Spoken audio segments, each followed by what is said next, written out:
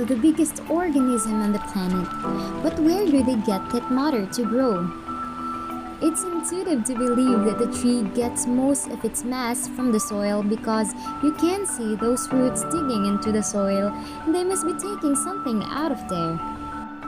In the early 1600s, a scientist named Johann Baptist von Helmholtz trying to figure out where the mass of a tree was coming from. So he got a pot of soil and then very carefully measured the amount of the soil in there.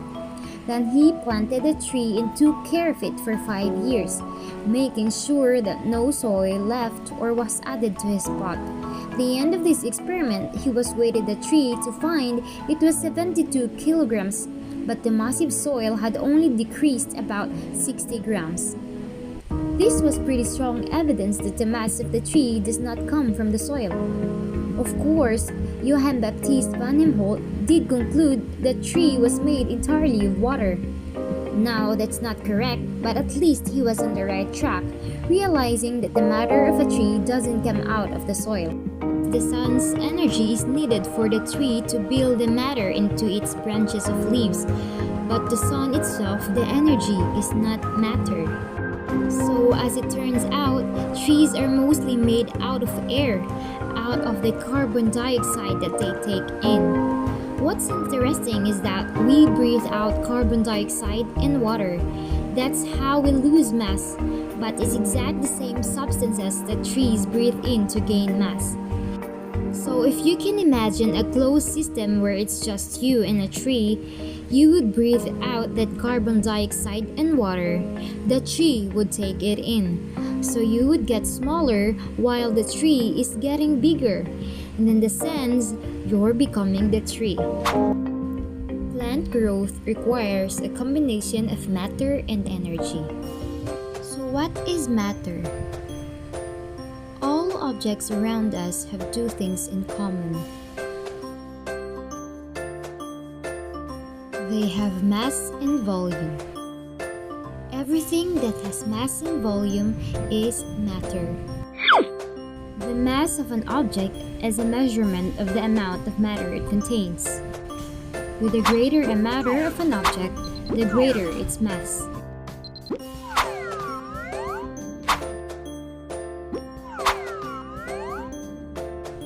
Mass is measured in kilograms or its derived units.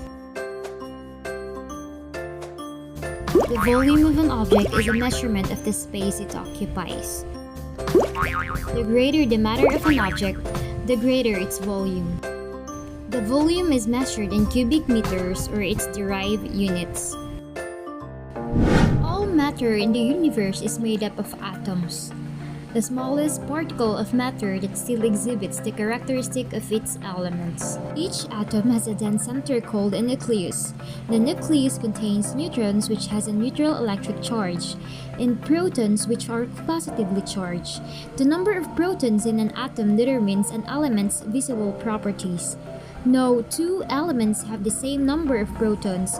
Revolving around the nucleus like a planet around the sun are negatively charged particles called electrons. Electrons and protons attract each other, so atoms have usually equal number of the two particles. Molecules. Molecules are formed when two or more atoms are chemically bonded together. Atoms combine chemically by external forces such as heat and light. This leads to the formation of molecules. During the formation of a molecule, atoms lose a valence electrons or gain electrons from the other atoms. One of the first molecules, which is the oxygen, was discovered by Joseph Priestley in 1774. He performed a series of experiments to reveal the essential role of air in the growth of green plants.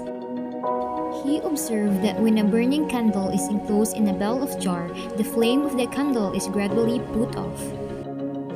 In the same way, a mouse also suffocates in a closed space, such as in an enclosed bell jar, and dies. From these observations, Priestley concluded that a burning candle and an animal change the composition of the air. Reason that something was necessary in the air to keep the flame burning and to make the mouse stay alive. Presley then placed a mint plant inside the same bell jars, and he found out that the mouse stay alive, and the candle lighted from the outside continued burning in the presence of the mint plant. Presley hypothesized that the plant produces a gas, oxygen, that supported the burning of the candle and also allowed the mouse to survive respiration. The production of the gas takes place due to a massive exchange of gases occurring through a particular section of the leaves called stomata, and also through loose tissues and stems, roots, and etc. These are now the actual composition of air. Photosynthesis. A Dutch physician called Jan Ingenhousz further experimented with oxygen by observing underwater plants in sunlight and in darkness. Only the plant in light performed photosynthesis, the process by which plants use energy in sunlight to produce sugars. Photosynthesis requires plants to absorb energy. Now, what is energy? The law of conservation of energy states that energy can neither be created nor destroyed. It can only be converted from one form of energy to another. There are different types of energy. First is mechanical energy. As this roller coaster moves up this hill, energy is used to overcome the force of gravity. You lose energy, but the roller coaster gains potential energy. At the top of this hill, the coaster has potential energy. As the roller coaster moves down the hill, it has now kinetic energy of movement, so mechanical energy is the total potential plus the kinetic energy. Nuclear energy is the energy stored in the nucleus of an atom, where large atoms such as uranium or plutonium are split into smaller atoms in the process called fission. Energy is released. Nuclear power plants use this process to help create energy. Chemical energy is the energy of chemical reactions. Chemical energy of a chemical substance can be transformed to other forms of energy via chemical reactions. A chemical reaction is one chemical substance is transformed into another. Examples of chemical energy include batteries, burning gas in a car, and fireworks. Sound energy is the form of energy that is associated with the vibrations of matter. It is a type of wave, which means it needs an object to travel through, like air or water. When you play a guitar, the strings vibrate and cause waves to travel to your ear. Electrical energy is the energy that is caused by moving electric ions. Since the electric charges are moving, this is a form of energy. The faster the electric charges are moving, the more electrical energy they carry. Electrical energy powers the most appliances and gadgets in your house. Light energy is the form of electromagnetic radiation, which means it has electric fields vibrating back and forth very quickly as a wave. Visible light is the portion of this radiant energy that we can see. Example of light energy is light bulbs or fire or lamp. Electromagnetic radiation includes all forms of energy that travels in waves. Each form of electromagnetic radiation has a different wavelength, giving each different properties. Example, microwave grates have a metal mesh that block microwaves but allow visible light through. The sun emits many wavelengths of electromagnetic radiation, but there are primarily three that reach the Earth's surface.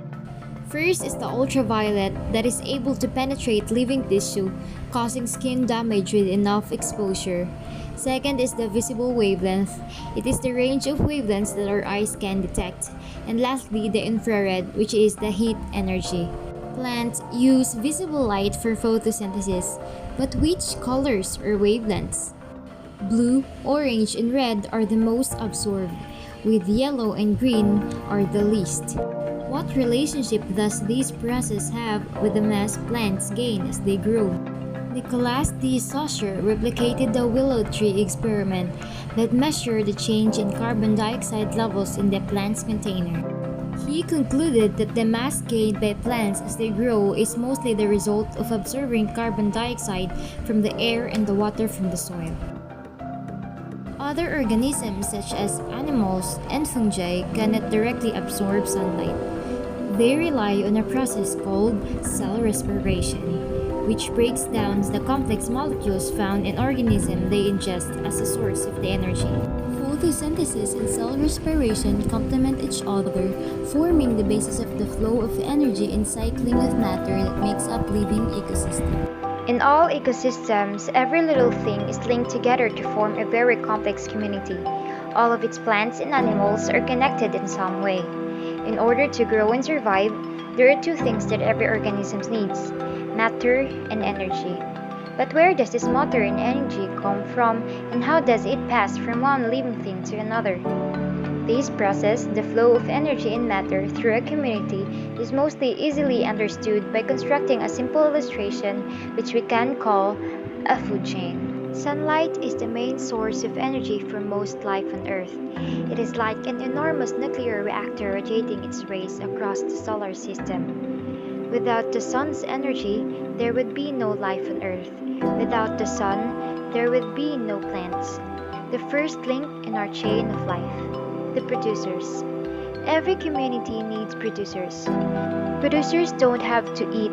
Instead, they can make organic molecules out of things like air and water through what you already know to be photosynthesis.